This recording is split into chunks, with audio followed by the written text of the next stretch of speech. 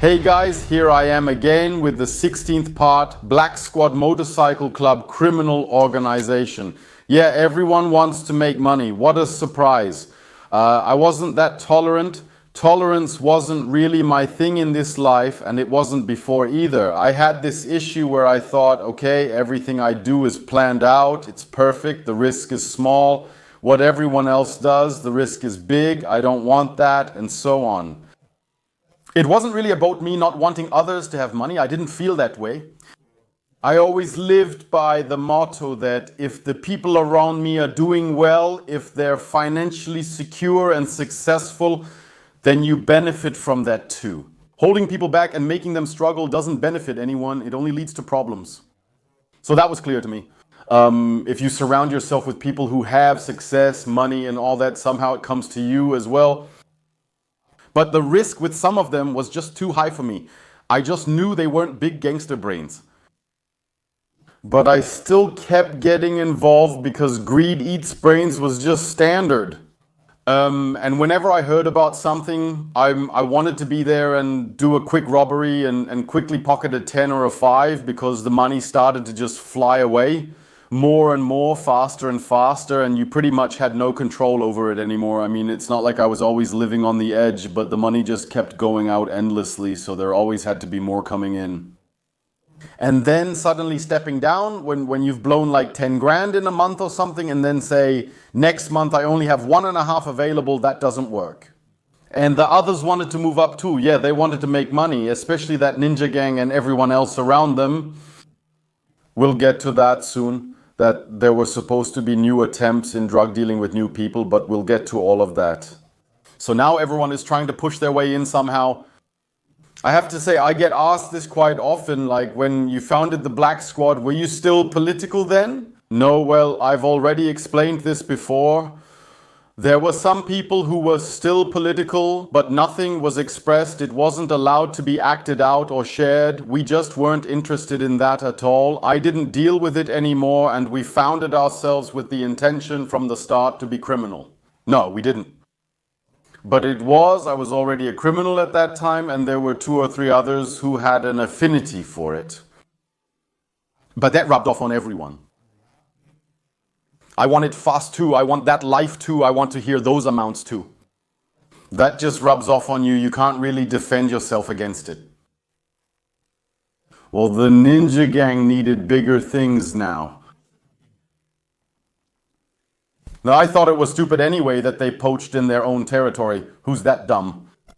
Wampa, and you can try to reason with them and say, hey, wouldn't you rather go to Rostock, to Schwerin, or go to Hamburg or somewhere else? I don't want to suggest any cities, but why here? Are you so lazy that you plan a burglary and robberies and so on, and you do it in your own territory? That's more than stupid. But you can say whatever you want, you can't make any rules because a full member was involved and he can make his own decisions. It was clear now, conditioned in the brain. We successfully pulled off a few things. Not necessarily sneaking around the supermarket like a ninja, but they did have some success and made a bit of money. But they knew, okay, we're taking a lot of risk for so little money. Then we can also do bigger things and the risk stays the same and most likely the punishment too. They didn't necessarily want to go down the path of threatening people. I know that sounds a bit strange now because O-Punkt in Rostock then wanted to rob someone and point a gun in their face. Of course it sounds strange, but this ninja gang really wanted to do it through burglaries and so on. They preferred burglary over bank robberies, although they did hit a supermarket with submachine guns. It wasn't out of empathy for potential victims, but simply their preferred modus operandi. But now they were facing a bigger problem. There were different discussions like how do you blow up an automated teller machine, for example. We had an acquaintance who wasn't part of the group but was somehow superficially friends with us. He was or still is a hardcore criminal through and through, and he's done all kinds of things from drug dealing to robberies. He was in prison several times and so on. And he then explained how to blow up ATMs. We were in the garden at our clubhouse having unimaginable conversations. It was like when other people talk about, hey, how's work going? And how did Hamburger Sportverein play over the weekend? Won, of course. Charles Sky, we just sat in our clubhouse in the garden and said, yeah, man, we wanted to scout out an automated teller machine, and then he gave us some instructions on how to do it. I don't remember it 100%. I know that you have to, they take a gas cylinder or something, they take a gas cylinder, then somehow feed the gas into the automated teller machine. The gas cylinder is then placed there as well, so that with a bang, I don't know exactly how it's done, but somehow it was about feeding gas into the automated teller machine, then putting the gas cylinder next to it, and then it explodes. The entire building could potentially explode along with it. That's also paradoxical. Very often when you hear about these automated teller machine explosions, the property damage is higher than the loot. Yes, it also has to be opened with such an explosion because there are security measures. I think there are also die packs in there now that mark the money and so on. And he had done such things and then also told where you should do it. You don't necessarily have to do that in the middle of the city center. Instead, they pick rural areas, small towns or villages where there are still mini bank branches or just building entrances with only a statement printer and an automated teller machine. Although I would have trusted the ninja gang to blow up the statement printer. Right, come on. So after that, people started asking around, and I've already seen the whole ninja gang here without arms.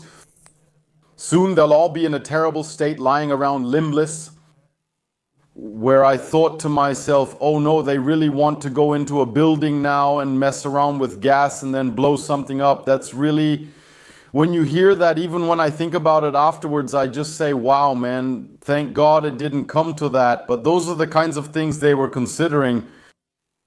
And then it's also like this, and now listen very carefully to this. It has a lot to do with giving tips when it comes to burglaries. You'll be surprised when you're involved in crime who will snitch there, uncle, aunt, mother, father, sister, acquaintances, friends, bosses, and so on. It happens so fast. There are so many informants who carry out certain actions just to make quick money.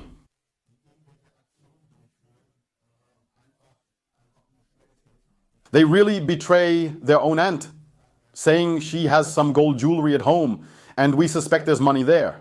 And if you do it, just don't hurt her or anything, just storm in. You'll get 20%. That's generally how it works. These aren't unexpected break-ins or robberies. The tip often comes from within the family or circle of friends. I can tell you that's a very nasty thing. I don't want to act like a moralizer here because I've done this myself too. For me, there was always a line. Family and relatives from my old life, I would never have given a tip or anything like that to rob them or do anything else. But that's how it went, just like frustrated employees with their bosses and so on, how and where to get something, really a pretty crazy thing. There were always tips like that, such as someone claiming a guy has a safe in there or that they or a friend saw it. How do you open the safe? Is it set in concrete, bolted down, or movable? What's the size? And so on. The ninja gang then started getting into lockpicking as well. Yeah, lockpicking is like picking locks, you know, with those pins and stuff, whatever. Yeah, that's how it all seemed. And I thought, okay, in any case, it was clear to them that if we were going to do bigger things, we needed better equipment. I hinted at that. Okay, so we have the fire department and so on. They scoped that out a bit and did some research online to see where they could get equipment. They then broke into a fire station in the region, got a portable, as I said, gas-powered angle grinder, and other equipment like those metal cutters and so on. But then they also looked into, and I don't know exactly how it works, but at the Technisches Hilfswerk, there are these rods you can stick together, and with them you can, it's not a normal cutting torch with gas tanks on the back. There are also some rods that you can use to open something. It's something really special, expensive, and so on. And that's how they found out those exist. They exist at the Technisches Hilfswerk somewhere in Bremen or something like that. They mentioned wanting the rod as it could be rented out to other criminals later due to its high demand, eliminating the need to carry gas bottles around. I'm not sure how it works, but maybe someone can explain in the comments. I know what a hashtag is, so feel free to describe it. Then they drove there, scoped it out, Technisches Hilfswerk and so on. Then they went there and broke in at the Technisches Hilfswerk, took out this rod, and now they felt ready for the really, really big things.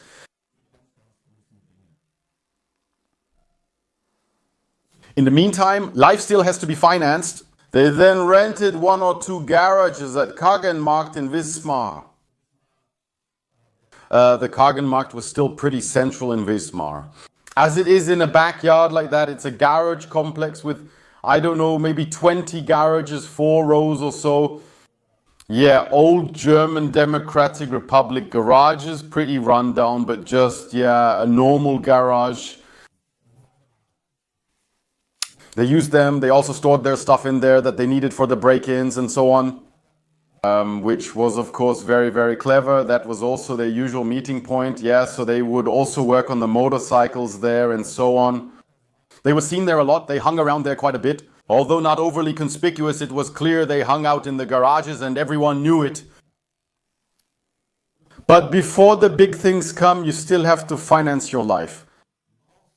You need something to live on, especially if you rely on welfare or something like that. I think at that time there were even a few people on welfare who supplemented their money through crime. That's the case for a lot of people. And before the big thing starts, you have to do small things too. That means they kept looking for places where they could make a quick break. Just get into quick technical devices. I'm unsure if people stole television S in the past or if they still do today. You can buy a cheap television for around 300 euros nowadays. You can get a pretty good one for that.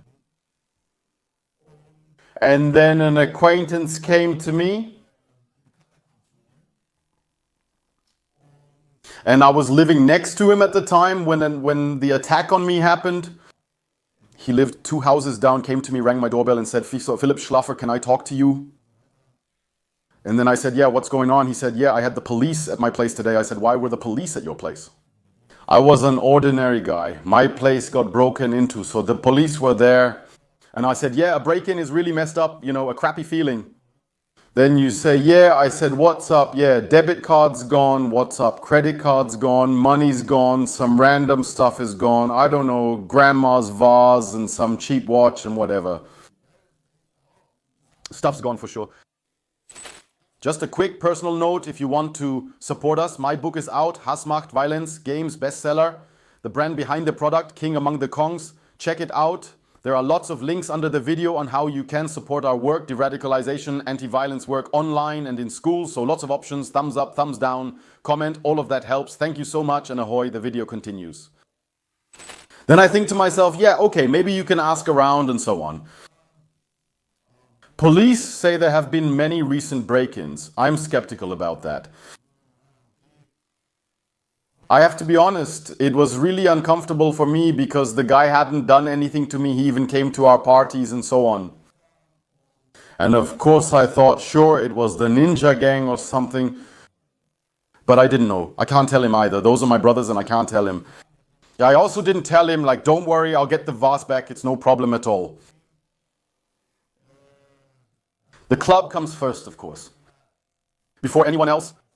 I said I'd ask around, but that can't be. I'll explain myself. Nobody's going to get involved anymore.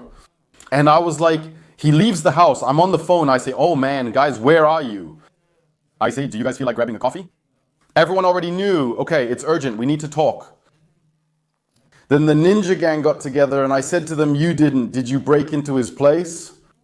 And then during the conversation, I already noticed, and then she said, no, we wouldn't do that. Not to him or him.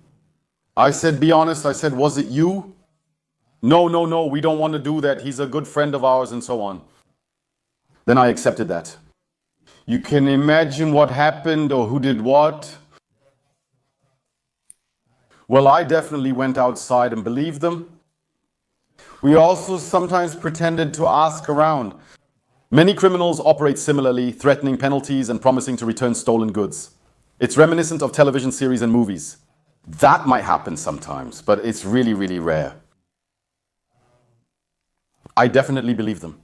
So I went over to the neighbor and said, I don't know, people always say things like, yeah, it's probably some Poles or Romanians or something, who do stuff like that and so on. No, I didn't hear anything. Yeah, what a load of crap and bullshit and so on. Well, then it should have happened that the gang kept spying on things again and again. They always let us know they couldn't help it. They just couldn't keep their excitement about the loot to themselves. Yeah, so soon we're going to make a big score. Awesome.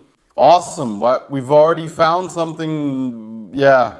And then they just can't wait for it to finally happen. And then she said, yeah, they found something now. They've scoped out some gun nut a bit out in the countryside near Wismar, a gun nut. So he's a hunter and has a gun license and supposedly has 2 or 3 gun safes at home. You might be wondering how to find that information. That's a question everyone should ask themselves. It was another tip. I think that one of the ninja gang's girlfriends was friends with the woman and she knew about it. That's how simple it is. That's why sometimes it's best not to tell anyone anything. Just not tell people certain things sometimes. Simply for self-protection. And she had told them that her friend's husband has so many weapons at home, and that triggers something in a lot of men, and they think awesome weapons just have a huge appeal for so many men, or even for women too. Weapons are easy to sell in our circles. You can use them yourself. You might also hope that there's something else in the safe. You know, there are people who keep gold or jewelry at home and so on. And you hope for that big catch. Morally, their biggest problem, that's a funny little anecdote. Morally, their biggest problem was that they didn't want to kill the dog on sight. Because Thomann had a dog himself. Opunkt also had a dog, and Hans Wurst had a dog too. As dog lovers, killing the hunting dog was not an option for them.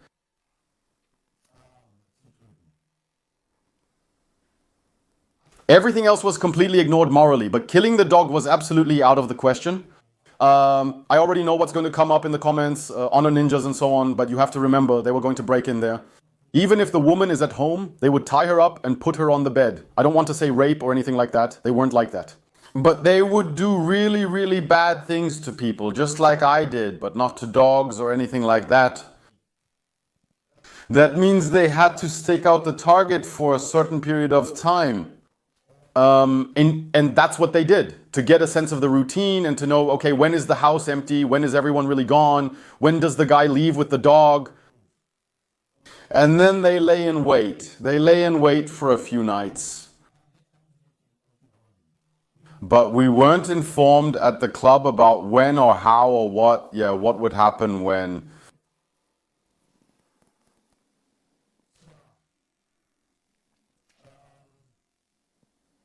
Well, how did it go on from there? Actually, it didn't go on at all after that. I got a call at around 2:30 at night. I look at my phone. It's like Tuesday or Wednesday night, like I said. 2 in the morning, a call. A call at night is always bad news. Nobody calls at night to say, hey, you won $1 million. So I pick up the phone and it's just bad news, cops. They told us to get out. Wow, I was instantly wide awake.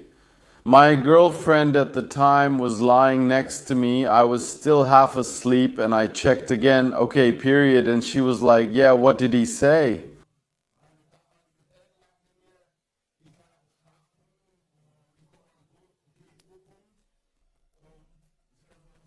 I mentioned something about crap and the cops catching us.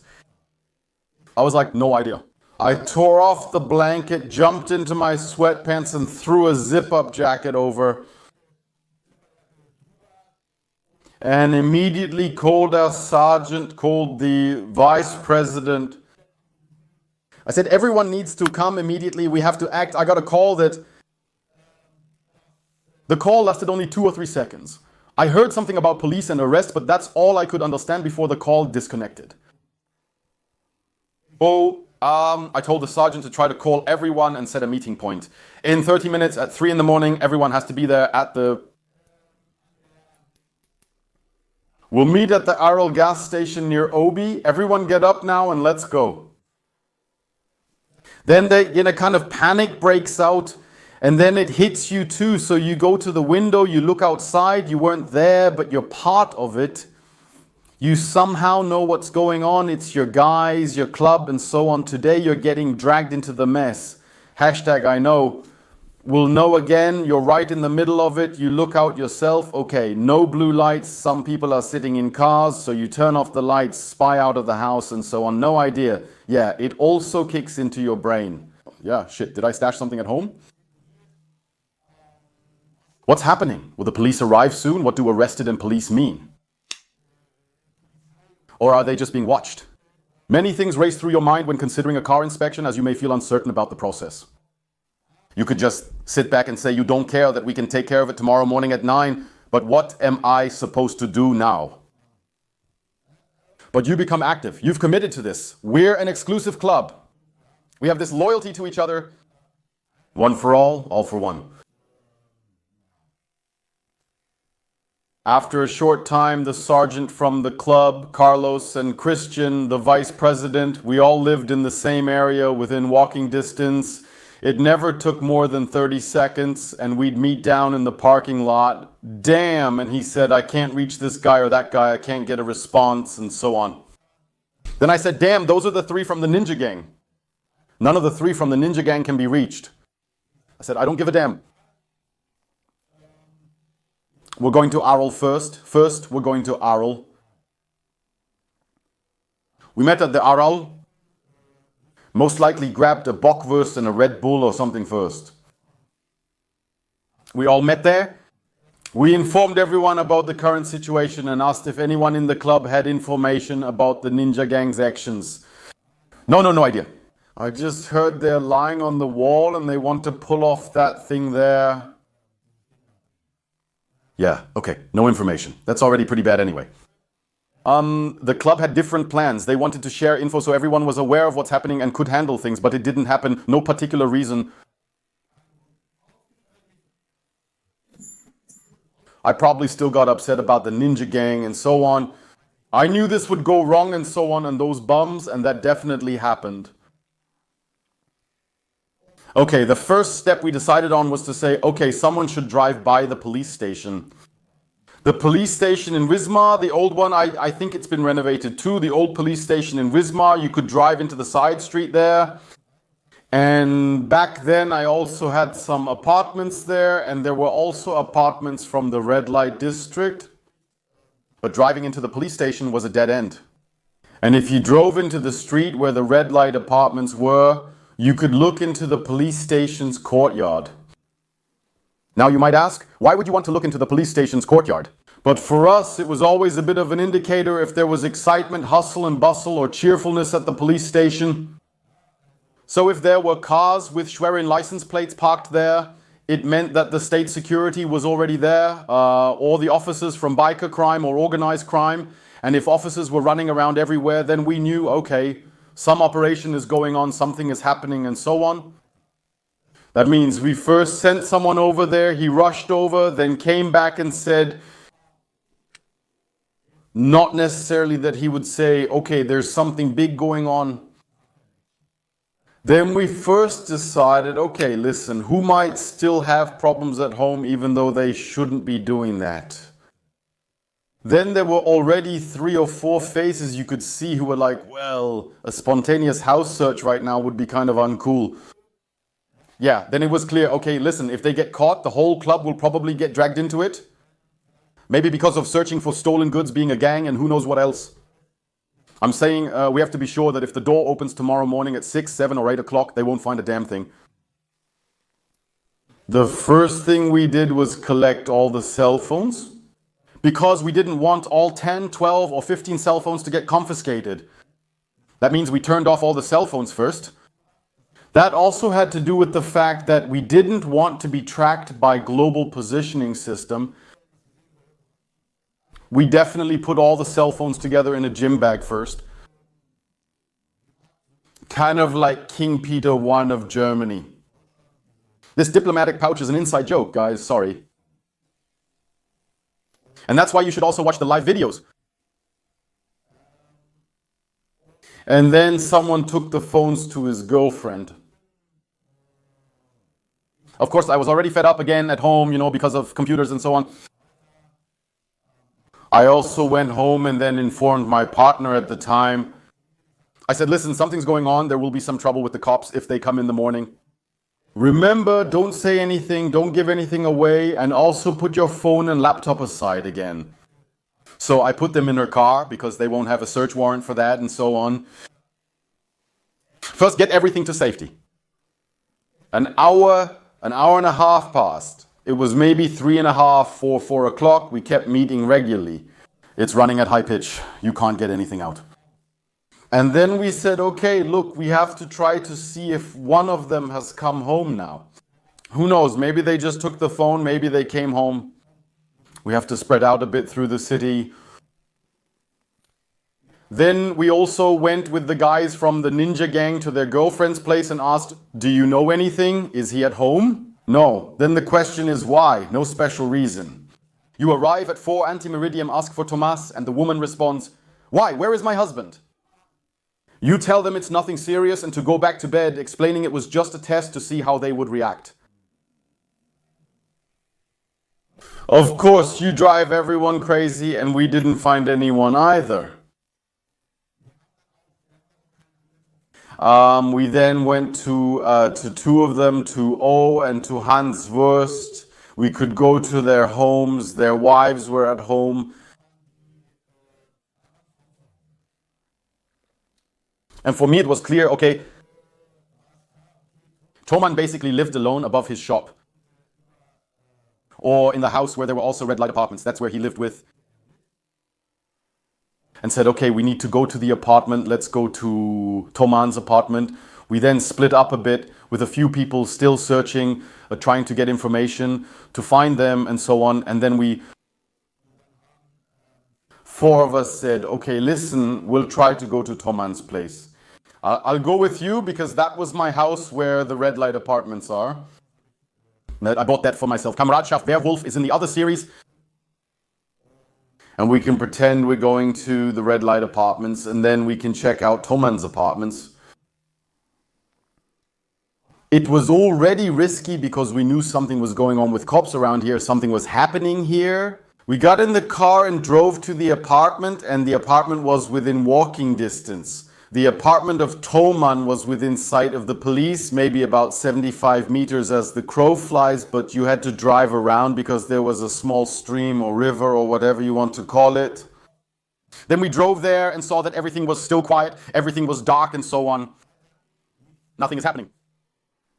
Let's just act like we're headed to the red light apartments, but go up 1 floor to Thoman's place instead. The good thing is back then we already planned at the club that everyone had to leave a key to their apartment with the sergeant. That means our club sergeant could get into every apartment. We were being cautious. And then, all secretive, like Go-Go Gadget, there were 4 of us. We went up into the house and stood in the dark hallway, all very secretive. A bunch of big guys all sneaking around in the house. Then we went upstairs and how it all continued and how the police got involved and what else happened. You know what, guys? I'll tell you all about that in the next video. As always, this is your guy from the coast.